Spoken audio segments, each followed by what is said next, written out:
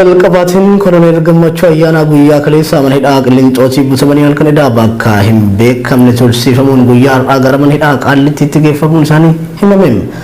Erga mana hidhaa Qiliinxootii fuudhamanii bakki isaan geeffaman wallaalame maatiin rakkachaa kan turan yoo ta'u guyyaa har'aa gara mana hidhaa Qaallittii zoonii 8ffaa keessa galfamuu isaanii maddeen Oromiyaa miidiyaa neetwoorkiitti himaniiru.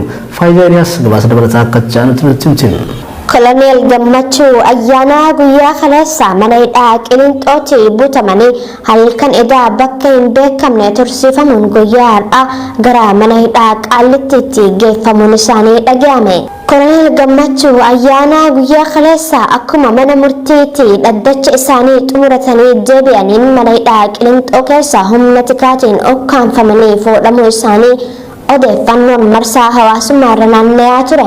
Erga mana hidhaa Qiliinxootii fuudhamanii bakki isaan geeffaman wallaalame maatiin rakkachaa kan turan yoo ta'u guyyaa har'aa gara mana hidhaa Qaallittii zoonii 8ffaa keessa galfamuu isaanii maddeen ijaan argan Oromiyaa miidiyaa neetwoorkiitti himani.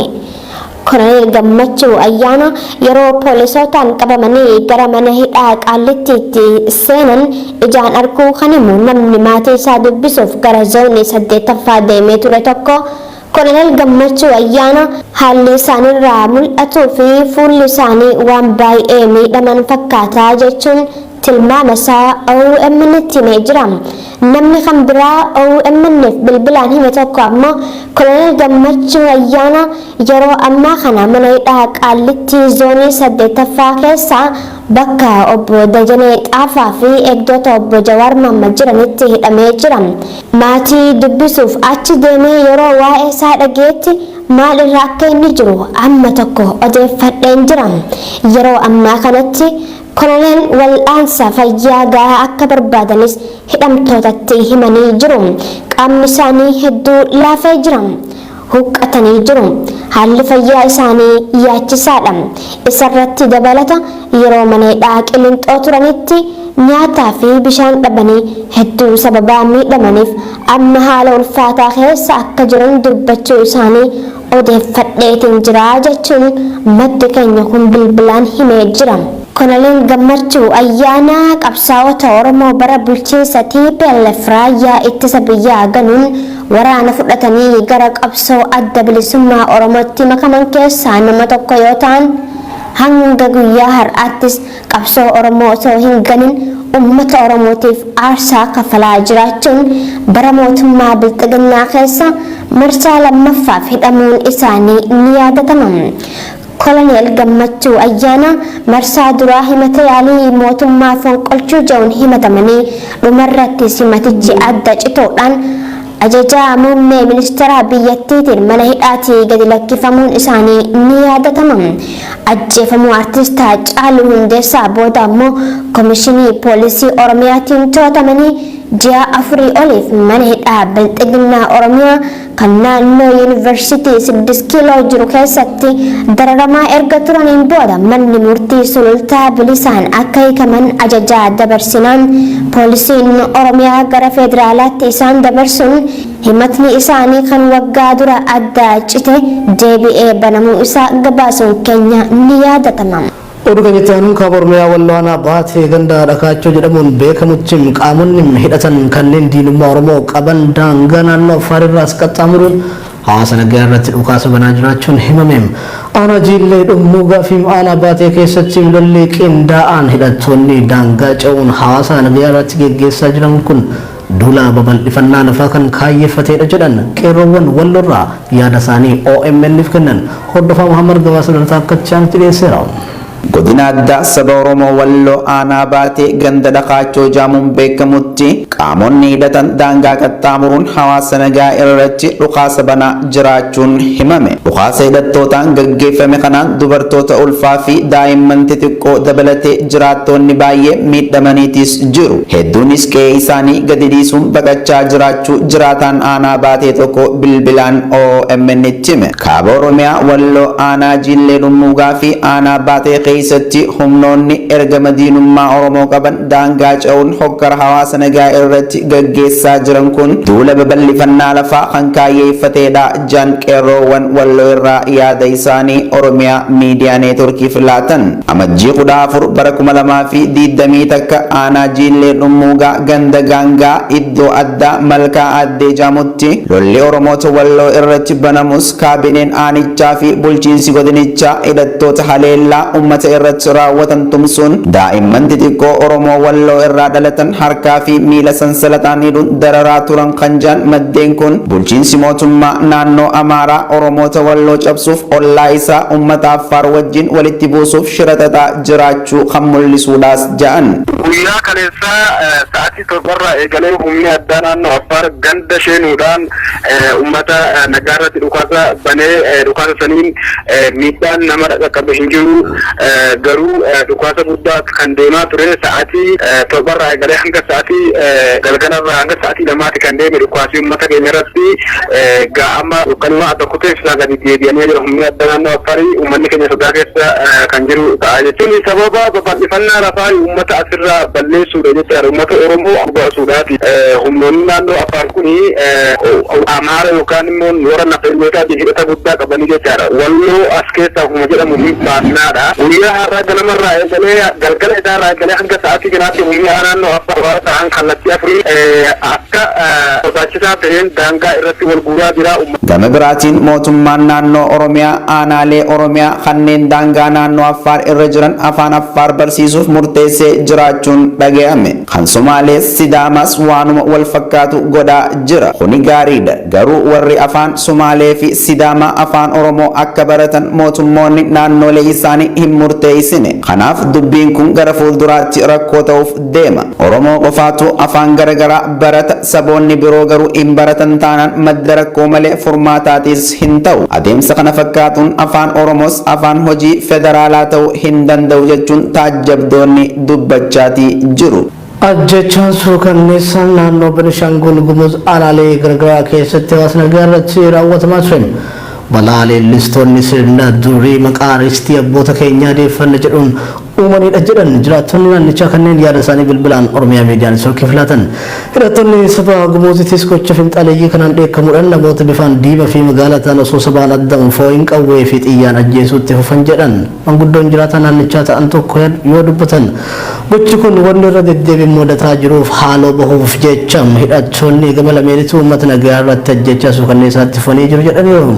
Haalli nageenyaa godina Matakkal aanaalee akka Buleen Dibaaxee fi kanneen biroo hafan keessa jiru ammallee iddoo adda akka ta'es jiraatan aanaa Buleen irraa odeessanuuf laate kun ibseetiin jira. Magaalaa Wadaay keessatti hidhaa fi dararaan humnoota hidhataniin hawaasa nagaa irratti raawwatamaa jiru daran hammaata jedhu jiraattonni.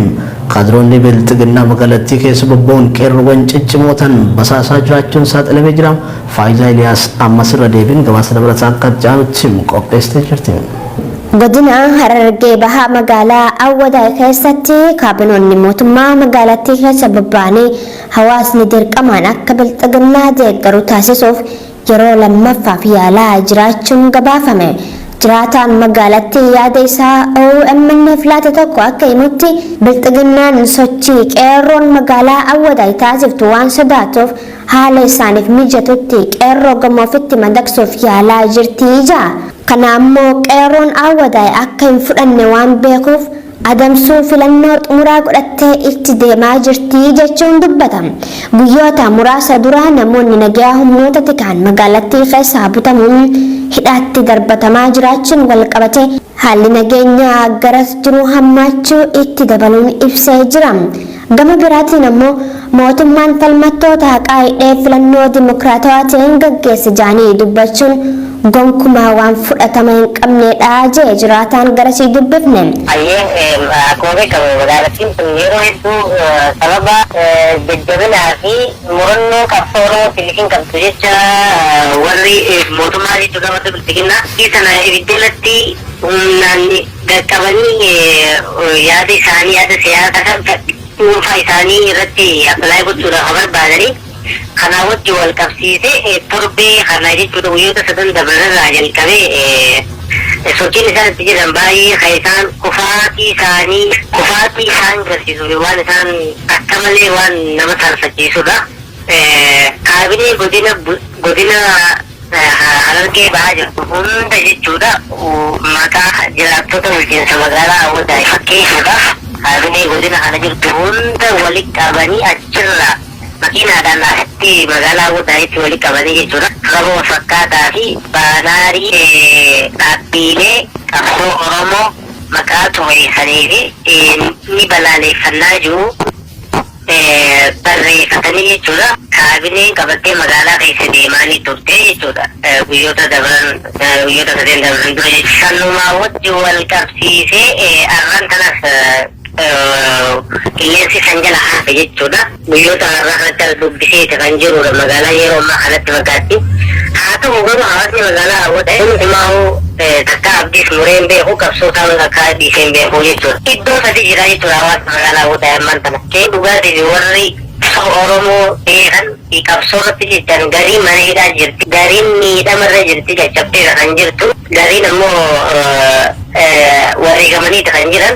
Filannoo gaggeessuun duratti hooggantootaa fi qabsaa'ota Oromoo hiikuun dirree siyaasaa bal'isuutu mootummaa kanarraa eegama jechuun sabboontonni Oromoo magaalattii dubbataa jiraachuu qeerroon kun ibsee jira. Xumura irratti qeerroon Awwadaa dhaamsa isaaniitiin rakkoo nageenyaa akka waliigala biyyattiitti mudateef sababni mootummaa ta'ee osoo jiru duula maqaballeessii hayyootaa fi qabsaa'ota Oromoo irratti banuun sirrii miti. Gocha kana mootummaan of duuba deebi'ee ilaaluu qabaa jechuun dhaamsa dabarsee jira. Godina Wallagga Lixaa aanaa Boojjii Birmajii magaalaa Biilaa keessatti ammajii 13 bara 2021 barsiisota mana barumsaa sadarkaa lammaffaa Madassee jedhamu iddoo hojii idilee isaaniitii badii tokko malee humnoonni mootummaa qabanii hidhuu maddeen OMN himan. Madda keenya naannicharraa odeessa kana nuuf qooda akka ibsutti barsiisonni kunneen waraana bilisummaa Oromoo wajjin hidhata qabu. Ilaalcha faallaa bilxiginnaa barattoota barsiisu jechuun kan hidhan yoo ta'u haalli baruu fi barsiisuu mana barumsichaa gufateera. Kana malees aanaa Boojjii Birmajii magaalaa Biilaatti hidhaan humnaa ol baay'achuun nageenya hawaasaa boora'eera. Mootummaan bilxiginnaa lixaa Oromiyaa irraa neetwoorkii kutuun namoota nagayaa adamsee hidhuun gidiraa raawwataa jiran yaada maddeen keenyati. Oduu xumuraatiin gamtaan Awurooppaa lola naannoo Tigraay fi mootummaa federaalaa gidduutti adeemsifamaa jiru sababeeffachuudhaan hanga dhaabbileen mirgaa namummaa bilisummaadhaan biyyattii keessa socho'uu danda'anitti Itoophiyaarraa gargaarsa doolaara miiliyoona 107 kutuusaa beeksise. Reuters dhimma kana ilaalchisuun gabaasa baase keessatti lola naannoo Tigraay keessatti sadaasa 4 irraa eegalee taasifamaa jiruun namoonni kumaatamni ajjeefamanii jiru. Miiliyoonotaan kan lakkaa'aman ammoo lafa isaaniirraa buqqaafamanii kan jiran yoo ta'an namoonni 50,000 ol ta'an ammoo biyya ollaa gara Sudaanitti baqatanii jiru jedheera. Lola mootummaa federaalaa fi mootummaa naannoo Tigraay kana wal qabatee sararri bilbilaa fi ibsaa dabalatee bu'uuraalee misoomaa naannichaa keessaa akka dhabamee jirus Reuters addeessitim jira. Dhimma kana ilaalchisuun diipiloomatiin olaanaa gamtaa Awurooppaa Joosef Booreel ibsa jimaata darbe kennaniin Itoophiyaa keessatti dhaabbileen mirgaa namummaa hanga bilisummaadhaan gargaarsa kennuuf socho'uu danda'anitti mootummaan biyyichaa hanga mirga sochii ejensiiwwan gargaarsa adda addaaf hayyamutti gamtaan Awurooppaa baajata mootummaa Itoophiyaaf gadhiisuuf karoorfate dhaabeera jechuu isaanii gabaasa Reuters dabaluun ibseetim jira. Booreelitti dabaluun jecha gudeeddii fi yakki gurguddaan sabummaa irratti xiyyeeffatan Itoophiyaa keessatti raawwatamaa jiran yeroodhaan gara yerootti dabalaa jiraachuusaa guyyoo odeeffannoon dhaqqabaa jiras jedhanii jiru. Guyyoota lama dura seeneetaroonni Ameerikaa hidhamtoota siyaasaa akka hiikamanii fi mirgi gaazexeessitoota sarburraa akka of qusatuuf mootummaa Itoophiyaaf xalayaa barreessuun isaanii ni yaadatama. Terkabajamtoota fi daawwattoota Oromiyaa miidiyaa neetwoorkii oduun idilee lambaa qabanidhaan kan hangam